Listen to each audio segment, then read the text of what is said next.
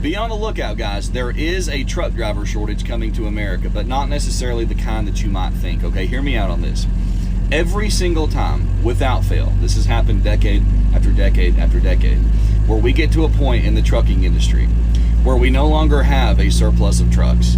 Right now, the upcoming, situation that we're going to see is the foreign drivers, the non-domicile drivers, non-English-speaking drivers being ridded from the industry.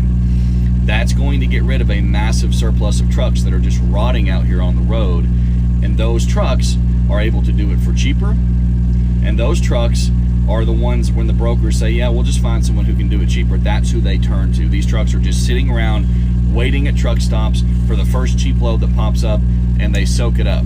That's how it goes, okay?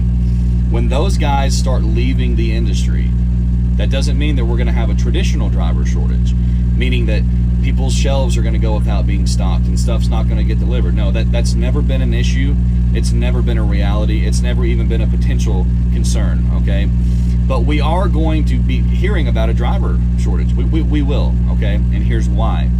Every single time that this shift starts to happen, these corporations out here, the guys who are actually paying the rate, not the broker, but the corporations, the companies that the brokers are working with, mainly these big conglomerate monopolies, they go into panic mode because they don't want to pay more to have their product move. They have two main costs. We talk about this a lot on my page: logistics and payroll. Those are their two biggest costs, so those are the two biggest areas where they are heavily incentivized to keep their costs down so they can raise profits. So when we start seeing shifts like this, where we're beginning to get rid of a surplus of trucks on the road, and the market is going to start equalizing, and it's going to start leaning in favor of the carrier, where we begin to have more power to negotiate rates now, like we should. You're just watch. You're going to see the media start peddling this ideal of a driver shortage. This is what they do every single time. These corporations get out here, they work directly with the media companies and directly with a handful of politicians, and they lobby them.